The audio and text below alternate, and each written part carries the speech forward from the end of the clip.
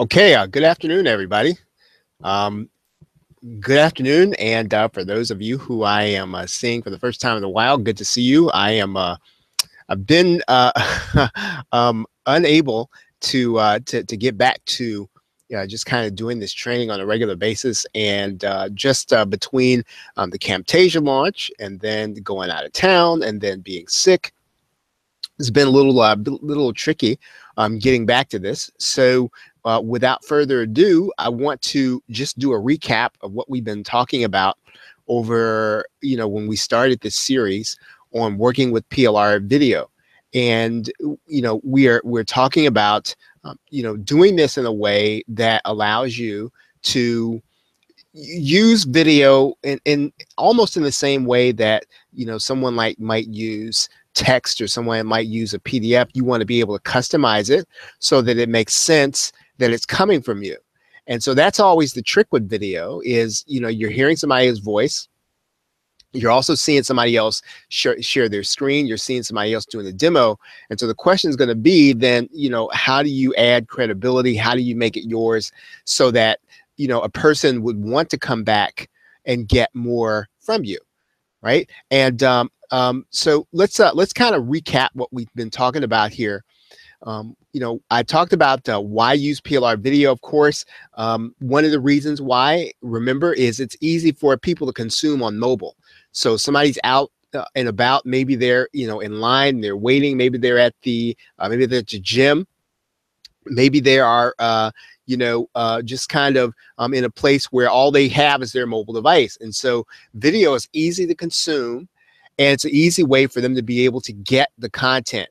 It's almost difficult sometimes to read, an article or a document on your mobile device. I don't know how good you are.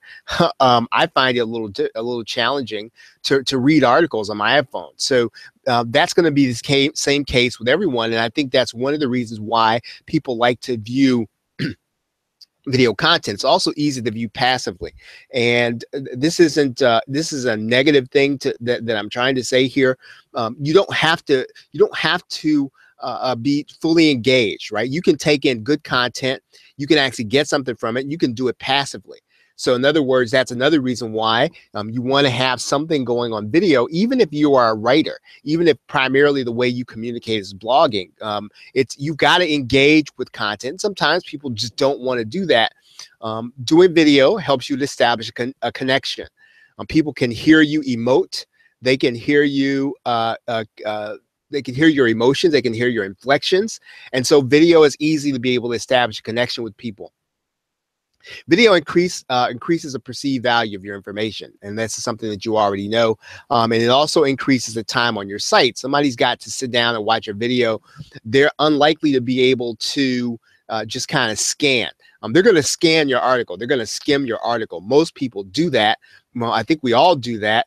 And we're trying to look at the bullet points to see if we can get the basic gist of the information and then move on. Video isn't that easy to do. And because of all the other reasons, somebody will sit down and watch a 3 or 4 minute video when maybe they might not sit down and read your whole article. It's also easy to differentiate your content. So you and I are going to do video in 2 different ways, right? Even if we take a PLR and customize it, you and I are going to do that in 2 different ways. So it's easy to differentiate. That's one of the good reasons why you want to use PLR video. It's also versatile. We can basically, if we have good audio, we can get by with not even having good visuals. Right, so it's versatile that way. It's also shareable when you find something good. A lot of us share videos. A lot of us have shared videos. And so when we find something good, we tend to say, hey, you got to go look at this. You got to check this out. Oh, this is really funny. This is really good. And we do that a lot on social media.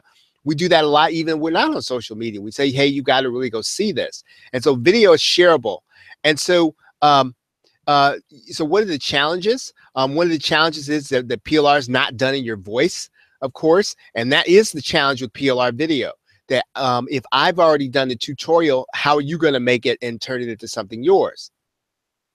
The other thing with PLR videos, they're going to cover some stuff you don't want to cover, right? Some stuff you don't think is relevant in covering.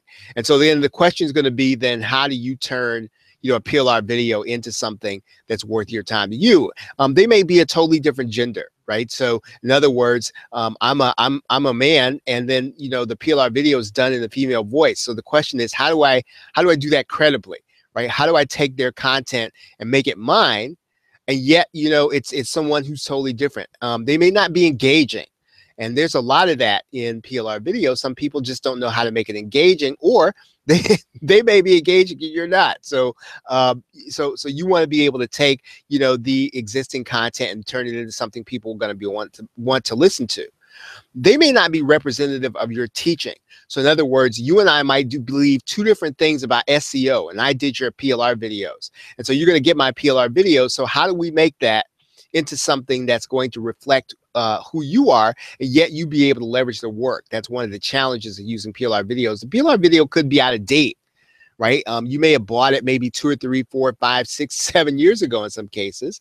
And one of the things I'm going to be talking about in this series that I didn't get to before, that I'm definitely going to get to, is that PLR video is never out of date, even when it's out of date. So in other words, you and I, if we can get our hands on some well-done PLR video, it really doesn't matter if it was done 7, even 10 years ago. You and I can make use of it as part of our content.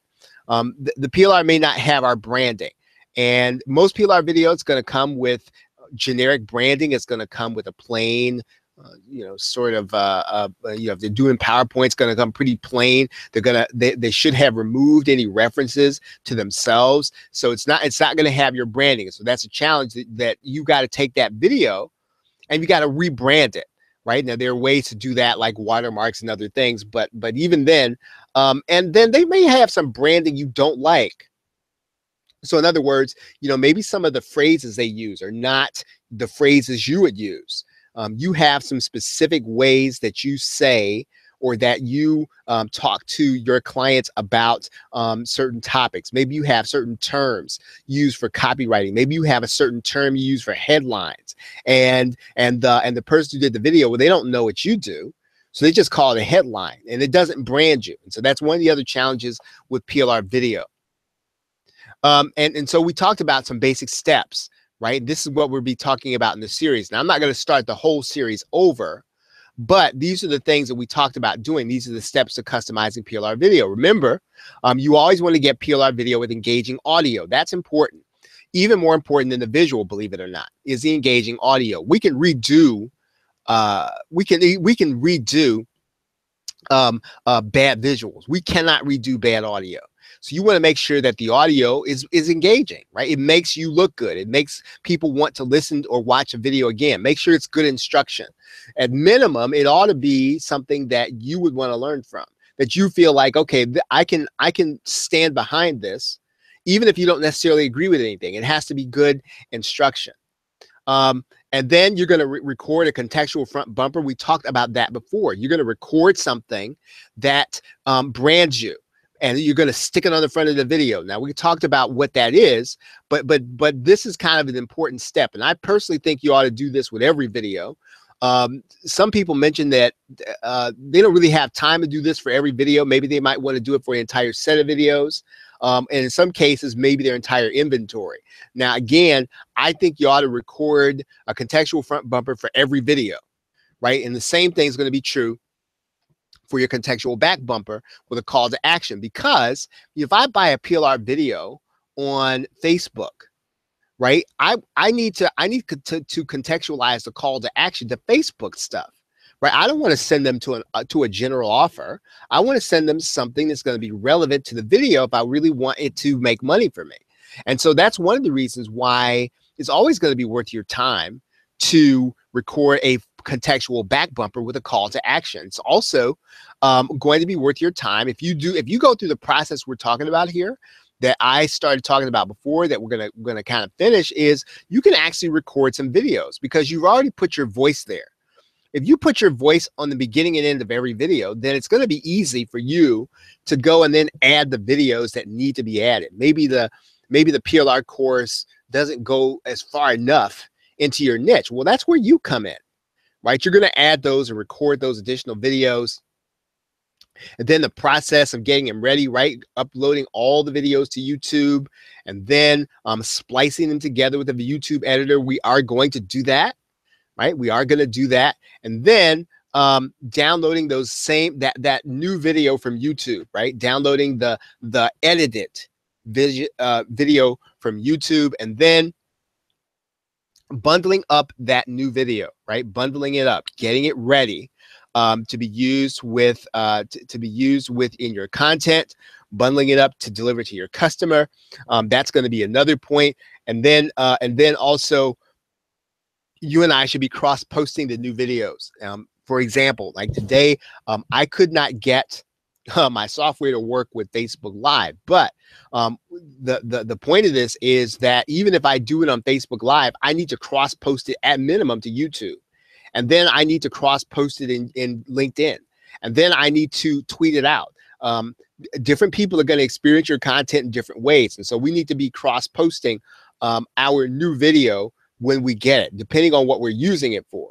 Now, again, these are the steps that we talked about that we're going to be discussing in a series on customizing PLR video. Now, I've already done, I think it's 10 sessions on this.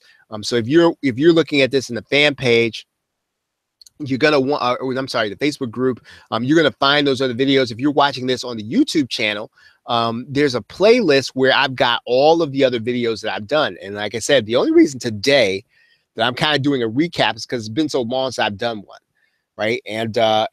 So what we're going to do is we're going to continue now the series and show you some interesting ways that you can actually use the video that you're getting if you don't want to re-customize it. Again, of course, the best thing to do would be to strip the audio away and then re-record the strip the video away, sorry, and re-record the audio, right? That would be the best way. But not everybody has time to do that, and that would almost defeat the purpose of buying PLR video in the first place, especially if you're going to use it, right? So we want to be able to do that.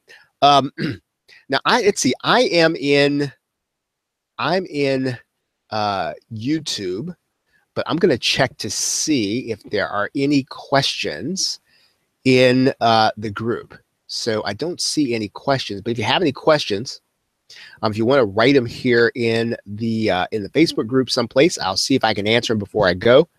And with that, I think that's going to be about it for today. Like I said, we'll pick this up again, and we'll continue to talk about PLR